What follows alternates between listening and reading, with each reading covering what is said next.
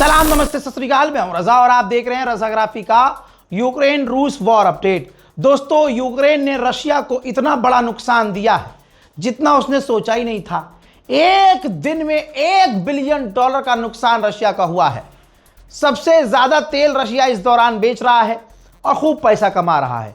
तो रशिया का सबसे बड़ा जो प्लांट था, जिसे ऑयल डिपो भी आप कह सकते हैं, उस पर यूक्रेन ने ड्रोन हमला किया और यह हमला ऐसा था कि रशिया का 40% तेल बह गया भाई, जिससे $1 बिलियन का नुकसान रशिया को हो गया।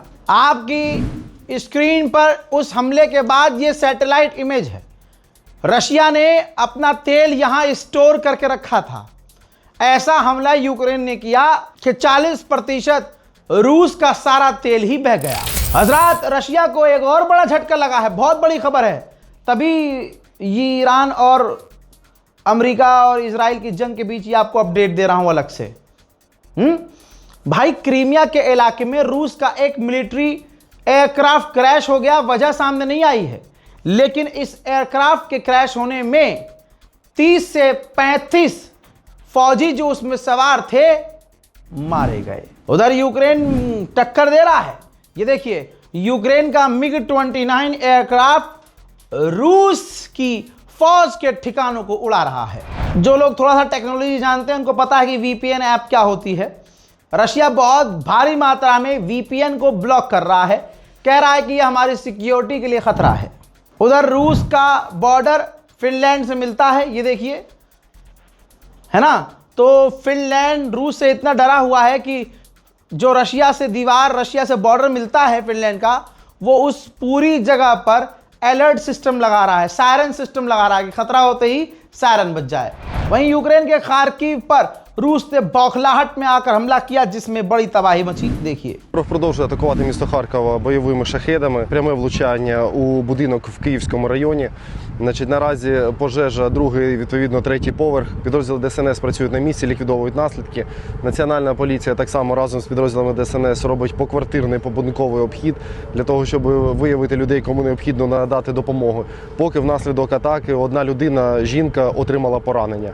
Атака триває, повітряна тривога, лунає, шахеди спостерігаються в тому числі над містом Харковом, тому просимо всіх реагувати. उधर साइबेरिया में रशिया ने अपनी इंटरकॉन्टिनेंटल बैलिस्टिक मिसाइल सिस्टम से न्यूक्लियर ड्रिल की है। जी हां, न्यूक्लियर हमला करने की ड्रिल की है, जिसके बाद दुनिया में न्यूक्लियर हमले का खतरा और बढ़ रहा है।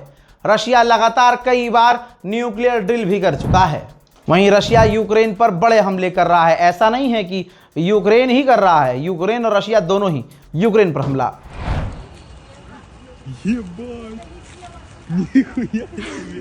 ईसाइयों का ईस्टर त्यौहार चल रहा है, जो काफी इंपॉर्टेंट होता है।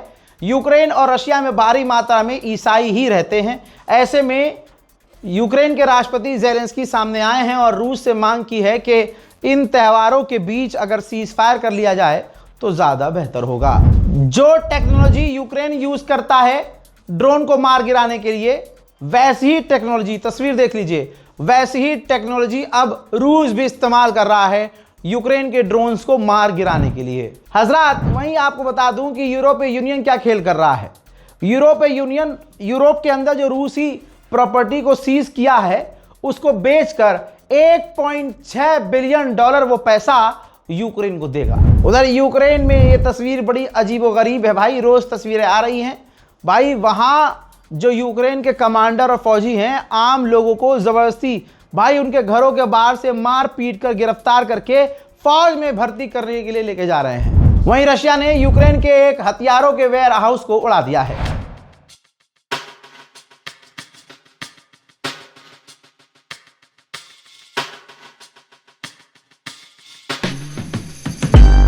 रशिया एक एडवांस टेक्नोलॉजी का इस्तेमाल कर रहा है, जिससे वो अपने ड्रोन को बचा भी सकता है।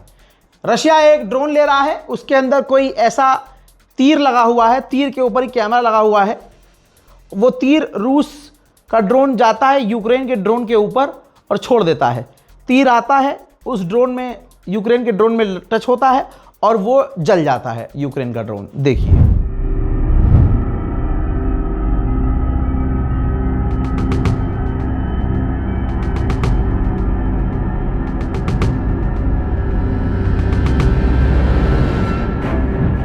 यूक्रेन के राष्ट्रपति ज़ेलेंस्की ने कंफर्म किया है कि रशिया ने हमें 2 महीने का समय दिया है कि जो हमने ऑफर दिया है वो कबूल कर लो और डॉनबास से पीछे हट जाओ, और अगर आप 2 महीने तक नहीं माने तो हम शर्तें अपनी बदल देंगे और सख्त कर देंगे। दोस्तों, रूस और यूक्रेन की जंग बढ़ती ही जा रही है।